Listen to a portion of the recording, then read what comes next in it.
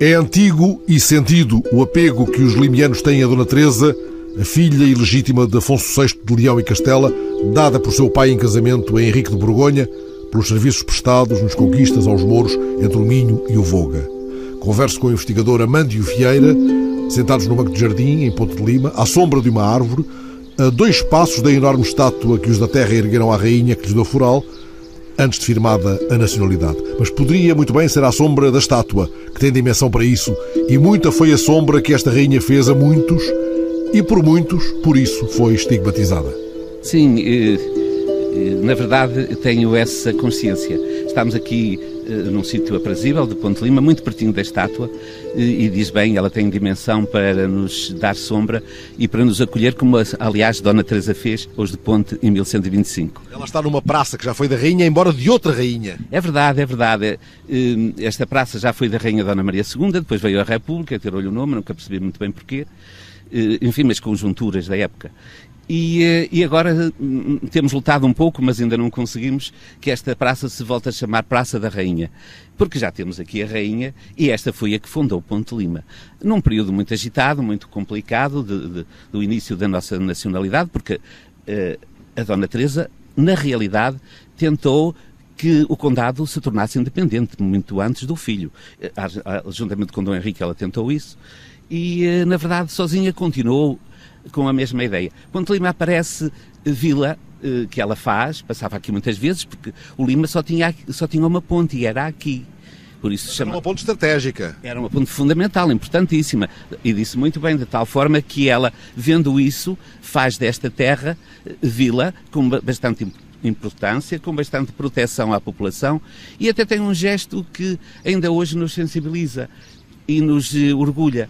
É que ela no Foral protege especificamente as pessoas que viessem à feira e mesmo na volta continuassem a ser protegidas e havia penas muito grandes para quem se tentasse roubar ou prejudicar ou maltratar as pessoas que vinham à feira. Era também uma forma inteligente de criar desenvolvimento, porque essas coisas não são de hoje, não é?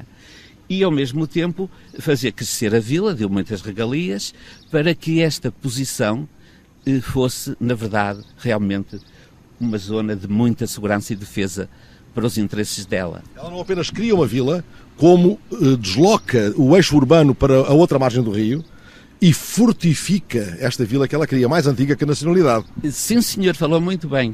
É verdade. Ponte de Lima nasce em 1125, muito antes de Portugal. Aparece no nosso foral outra característica muito interessante, eu julgo que nunca vi isso em nenhum outro documento, mas eu também não sou historiador, não é? Em que ela diz, eu, a Rainha Dona Teresa, faço vila, esta terra de Ponte, e eu e o meu filho, o Rei Afonso, já o trata com bastante elevação. O que quer dizer que era verdade, mesmo verdade, que Dona Teresa pretendia passar a governação do condado ao filho.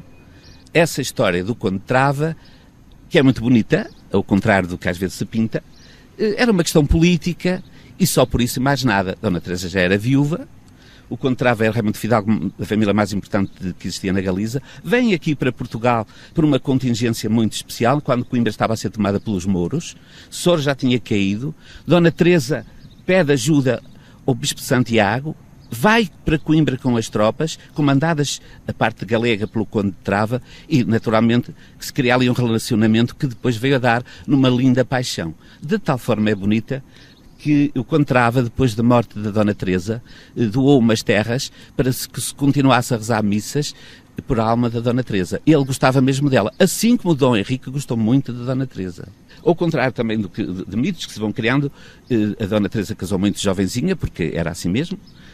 Ela teria pouco mais de 12 anos quando o casamento foi apalavrado e aos 14 anos já estava casada. O pai, Dom Afonso VI de Castela, dá a filha em casamento, é assim que se dizia, ao Conde Dom Henrique. Ao Conde Dom Henrique, em agradecimento dos bons serviços que ele prestou, que ele veio da França, da Casa de Borgonha, ele veio, efetivamente, na ânsia de conquista, de importância, e ganhou isso. Era um grande guerreiro, e por estas terras ele andou, E Dom Afonso VI dá a filha em casamento. E de tal forma é bonita a relação, apesar de ser um casamento imposto, que Dom Henrique, em muitos dos seus documentos, assina Henrique casado com a formosíssima Teresa. Mas é mesmo uma expressão de ternura.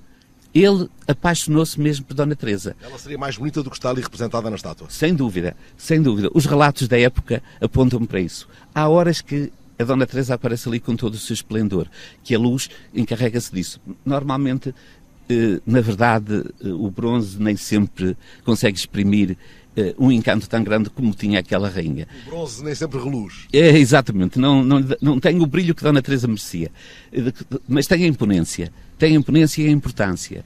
E nós aqui, os de Ponte, estamos muito agradados que ela tivesse voltado, tantos séculos depois. Esta estátua está aqui desde 2002, é fruto de uma paixão também, de um senhor que foi Presidente da Câmara, que felizmente ainda está aí, e uma das pessoas mais queridas de Ponte Lima, Dr. Francisco Gabriel Lima, que um dia me telefonou e disse: Amando, eu quero falar consigo, quero que me ajude, que eu quero alguém que esteja ao meu lado, que eu quero fazer aqui uma estátua à Rainha Dona Teresa.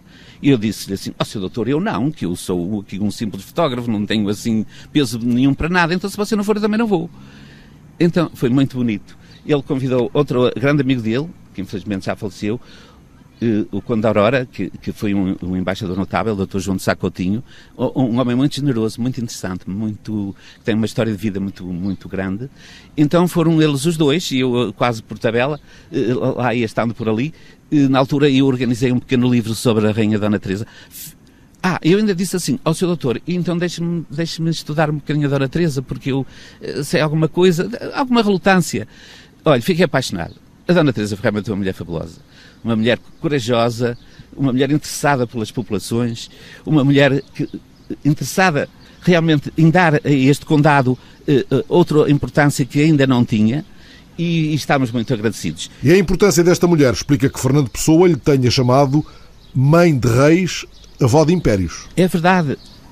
Fernando Pessoa teve ela era uma bastante inteligente, super inteligente, com uma sensibilidade extraordinária, que ele viu nesta figura aquilo que ela na realidade foi.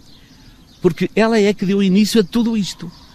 E durante muitos séculos nós vivemos um pouco indiferentes à sua figura. E esta estátua, quando aparece, quando nasce, Ponte Lima renasce. Eu até lhe vou contar um episódio que eu acho muita graça. Infelizmente também já faleceu, a vida é assim mesmo. Tínhamos aqui um Ponte Lima, tivemos aqui um parque muito importante, muito bom, e depois foi feito o bispo e foi para Braga, claro, já não poderia estar aqui. Mas ele, quando envelheceu, quis viver aqui os últimos anos da vida dele. E um dia foi-me visitar, eu tenho uma oficina de fotografia, e foi-me visitar, porque dá-nos muito bem, embora ele fosse um senhor com outra importância que eu não tenho, e diz-me ele assim: Amândio, então de brincadeira, Amândio, os meus colegas lá em Braga estão muito zangados connosco. Porquê, Sr. Dom Carlos? Então, eles dizem assim: então vocês estão lá a fazer uma estátua à Rainha Dona Teresa, que ela até mandou prender um bispo de Braga. E mandou mesmo, porque o bispo questionou a ligação dela a Santiago, não o encontrava na altura ao bispo, e a Dona Teresa avisou, aquilo continuou, até que mandou prendê-lo. E vem um emissário papal dizer que tinha que soltar o bispo, senão era excomungada. E a Dona Teresa ponderou e disse: bem, melhor é soltar mesmo. Mas essa é uma realidade. Mas eles disseram daquilo também a brincar. O que é certo é que passaram quase 1000 anos e não esqueceu esse episódio. Embora ela fosse favorável a Braga. Braga, onde está sepultada, aliás. Onde está sepultada, exatamente. Que é outro pormenor muitíssimo importante. Braga era um centro de tal forma grande na época, que houve cuidado de a sepultar ali, que ela morreu já na Galiza, na zona de Ginzo, por ali. Há quem diga que em Póvoa de Lanhoso, outros sustentam que na Galiza. Hoje há mais verosimilhança na tese que defende que foi na Galiza. Foi. Olha, o nosso cardeal Saraiva, que foi uma figura importantíssima na história de Portugal, foi sem dúvida nenhuma, e foi um dos cardeais patriarcas, que nos tivemos assim tantos, diz que essa história de Dona Teresa ter sido presa na Póvoa de Lanhoso, que não passa de uma fábula pelo filho, não é verdade. Dona Teresa refugiou-se ali, dali foi embora para a Galiza com o que entrava, mas manteve contactos com o filho, e de tal forma que Dom Afonso Henriques, isto convém lembrar sempre, pôs o nome da mãe a 2 filhas, uma bastarda e outra do casamento. Portanto, se a animosidade fosse muito grande, isso não teria acontecido. E outra coisa, o Conde de Trava tornou-se amigo de Dom Afonso Henriques, depois da morte da mãe. Familiar, de algum modo. De algum modo, porque Dom Afonso Henriques, durante muitos anos, o que era o amor da vida dele, uma fidalga galega, sobrinha do Conde Trava, com quem ele viveu 7 ou 8 anos, que teve vários filhos.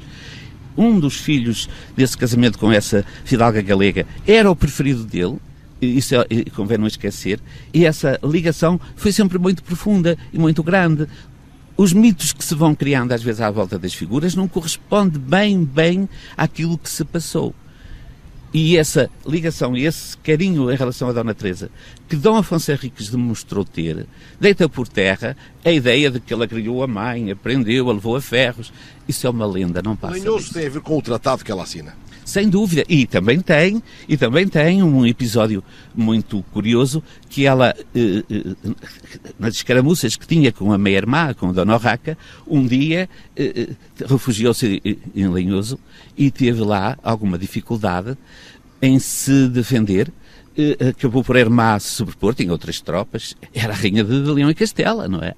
E ela era tão sábia que conseguia uns tratados com a irmã que nunca ficava a perder grande coisa.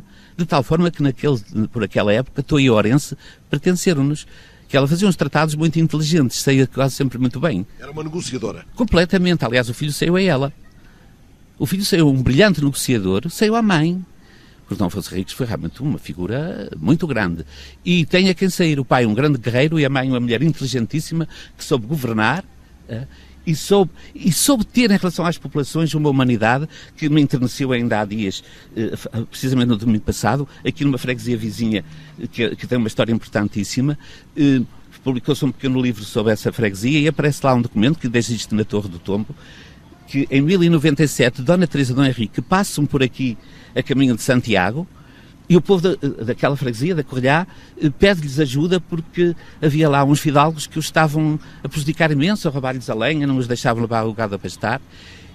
E Dom Afonso Henriques põe uma postura que ainda existe, com altas penalizações a quem fizesse mal àquela população e, mais ainda, colocando as suas terras que eles tinham lá à disposição daquela gente para levar o gado a pastar e apanhar em lenha sempre que quisessem. Ora, isso era quase como hoje por aqui, uma bomba de gasolina e de gasóleo à disposição de determinada população. Pode vir buscar aqui gasóleo quando quiser, porque nós temos que nos situar no tempo, não é? Era o combustível da época. Os pastos eram de uma importância extrema. Portanto, essa humanidade que é muito citado, o próprio Pinho Leal se enterneceu com isso, que achou realmente que foi um gesto de carinho, de preocupação efetivo e verdadeiro de uma personalidade que normalmente, porque era assim mesmo, não é? Passava distante dessas situações. E a Dona Teresa teve para Portugal uma importância muito grande, para o Condado, para Portugal nascente, para Ponte de Lima de uma maneira muito particular, e a estátua que ali está merece-a inteiramente. É a estátua em que Dona Teresa, mãe de Afonso Henriques, segura na mão direita o foral por si dado a Ponte de Lima em 1125. Amanhã voltaremos a acolher-nos à sua sombra, escutando mais episódios de uma relação de amor, pelo investigador Amandio Vieira.